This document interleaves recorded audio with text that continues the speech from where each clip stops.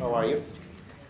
So as you can see from the title, I'm going to be talking a little bit about teams, a little bit about juggling or ambidexterity, and about academic medical centers. So by way of introducing the problem of practice, there's about 5,500 hospitals in the US. Of these, about less than 300 are classified as academic medical centers. And this was a recent paper in JAMA about 6 years ago. And we get constantly probed and poked from many different types of journals, researchers, about why AMCs have even survived. So if you look at it from a management perspective, we should have all failed and gone away. We are inefficient, as they say. We have fragile finances. There's organizational complexity, so on and so forth. But yet this question is important because AMCs actually play a pretty significant role. 8 out of the 10 last Nobel Prize winners came from AMCs in medicine. We crank out about 16,000 physicians a year who then go on to practice across the country and across the world. And AMCs are known as the sort of last resort for clinical care. When the other community hospitals cannot solve multiple transplants, et cetera, they come to academic medical centers. So the problem of practice is actually worth studying. Yet, in spite of all their stature, they're in a state of constant crisis. And the AMCs have been asked by the deans and CEOs to constantly improve on multiple dimensions: quality outcomes, efficiency. As you can see from the previous slide, we're not very efficient. Service levels, employee engagement. So we get hit from multiple angles. And sort of the routine modus operandi of CEOs and deans is to charge quality improvement teams, pull them together and say, here's a problem, go work on it. And more often than not, it's the same people that are working on these issues. So far, this is not terribly different from other industries. And whether it's Ford, GM, or GE, probably have the same modus operandi.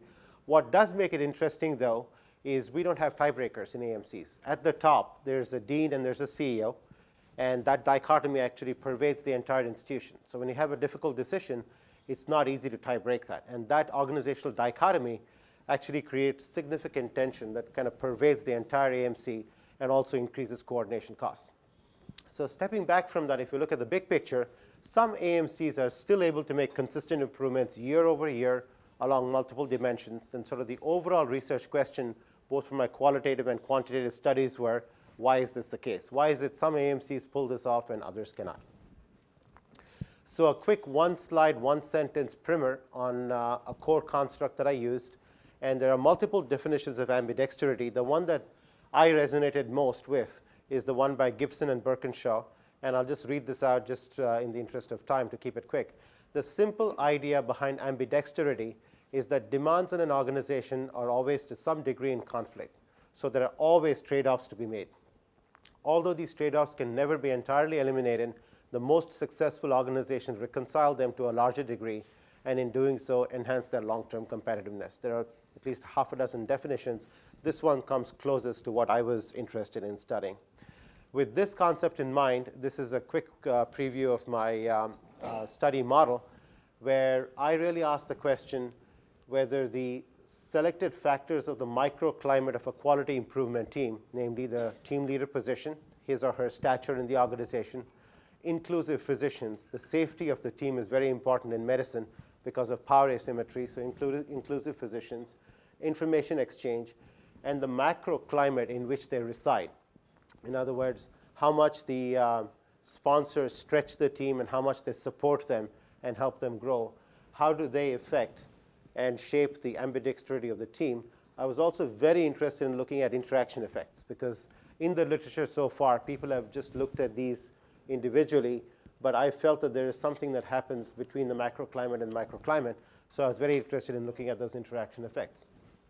And my outcome variables were both objective project outcomes, and you can see that's lightly shaded, and to the earlier comment, always have multiple DVs. So you're all experts here. You've been through this. This is more for the O10s and O11s and O12s. This one actually I had a fair bit of trouble working this out. But luckily, I had a second outcome variable, which is goal harmony, which is do they really harmonize their goals? And that became the key construct of my model. I also had a multi-group moderator, which is because of the sort of power asymmetry that I touched on earlier and the lack of safety that exists in teams where physicians are seen as more powerful than others. I wondered if teams that were more psychologically safe And this construct actually comes from a researcher at Harvard called Amy Edmondson, where I wondered if teams that are more safe are actually more able to be ambidextrous. So that was the study model. I'm not going to go through all the math here, but before I show you the results, here is the research question in English on the top. Why are some individuals on quality improvement teams better able than others to resolve the tension that exists among seemingly competing project goals? And translated to the model, the question really was, does contextual ambidexterity, which thus far has been really used to look at performance, does it fully mediate the relationship between the team's microclimate and the macroclimate in which it resides? So that was really the way the problem was set up. So more to impress myself than to impress you, here is the model. And you can see all the stuff here. So, but I promise you, this is the last time you'll see a picture like this. So you can see what all this is about. These are the antecedent variables, the interaction variables. Just a couple of points are worth noting. You can forget the picture there. Since I had a lot of interaction variables here, I had to figure out some clever way to figure out the interaction coefficients. And for those, we use factor scores, and with some pretty difficult acrobatics with AMOS, which really doesn't let you do that. We used factor scores for that. And also because the sample size, which I've not touched on because of time, we had about 450 or 500 samples in my study. And that's a fairly small number when you come to this many variables. And because the standard errors are not multivariate normal, we actually used bootstrapping to make sure that the model held up. But the most interesting finding here was there was a fair amount of post hoc probing, which some might say phishing. But the model actually required a connection between alignment and adaptability. And I was a little worried whether this was truly phishing or not. But then it struck me after some literature review and talking to my advisors that there is a fair amount of theory that supports this sort of a construct. And that became really the crux of what came out of this study. If you look at the Toyota production system, which a number of you I'm sure are familiar with, lean production, Toyota production system, they've got a set of precepts. And the first 3 or the 4 precepts are all about alignment. And the 4th precept is all about adaptability. And they don't call it that, but if you really dig into it, that's what it's all about. And all those 4 put together is something that Toyota says you must adhere to. So there's a sense of alignment right there. So that actually gave us comfort that this was theory-based. And this construct, alignment to adaptability, actually pushed this model forward. But that actually led to a 2-stage mediation model. This is a simpler form of the model that showed the paths that survived. The only point worth noting here is the point I've already talked about, that there is a path between alignment and adaptability that actually provided a really good model fit for the problem of practice that I was studying. So 2 slides on results. The first one is about a contribution to theory. And if you look at the ambidexterity literature, they really fall into 4 classes. The first one is structural, which is different teams at the same time. So you take a team that works on adaptability, another team that works on alignment, and that's how you get the ambidexterity. The second one is temporal, which is the different times but the same team. This is where you say first 6 months of the year you work on alignment, next 6 months of the year you work on adaptability. The third one is leadership, which is where the leadership adjudicates, or this is what I call sort of the abdication model, where you don't leave it to the team, but you ask the CEO to say, tell me what's exploration, I'll go work on it. Tell me what's adaptability, I'll go do it. And the fourth one, which is the most interesting, which I kind of use as a starting point, is that in real life, the first 3 really don't work out. You really cannot hive off a part of healthcare and say, you go work on alignment, you go work on adaptability. You can't also tell a surgeon for the next 6 months, just focus on alignment, come back in the next 6 months and start to innovate. It really doesn't work that way. And there is no leadership in healthcare. Nobody listens to anybody in healthcare, so the third model won't work. So Gibson and Birkinshaw actually proposed what I think is a more realistic view. I'm sorry, there must be healthcare practitioners here, but I've lived in healthcare.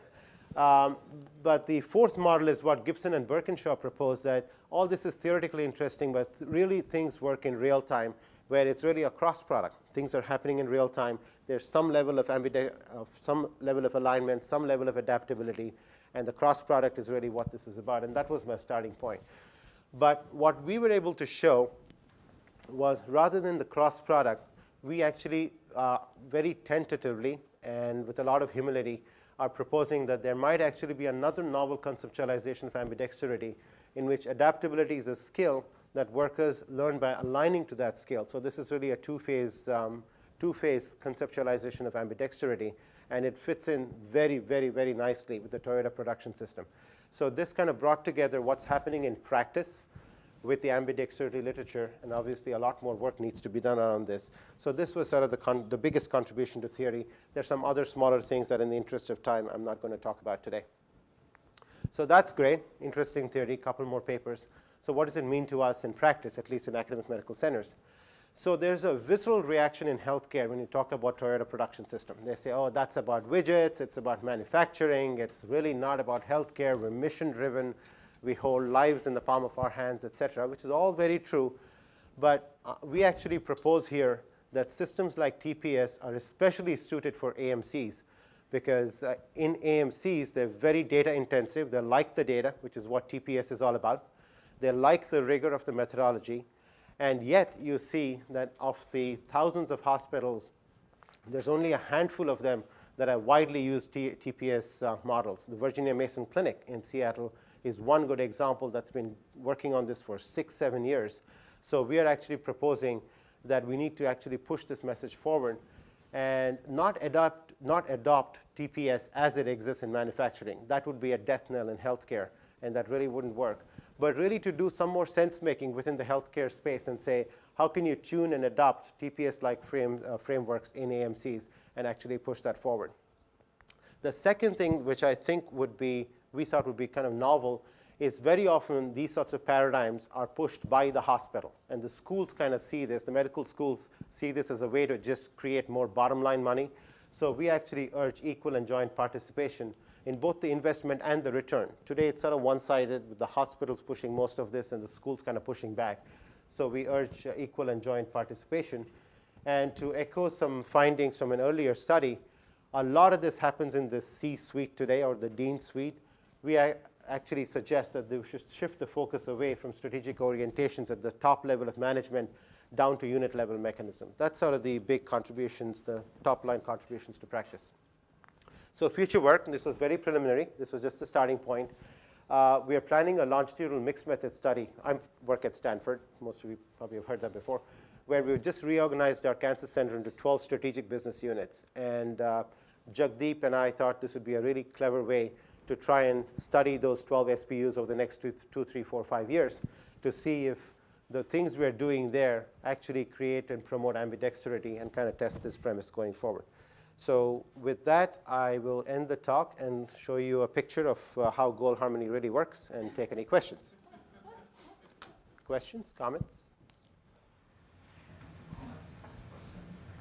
I can see that the queen high squares scare people. Yeah, looks like it. Thank you.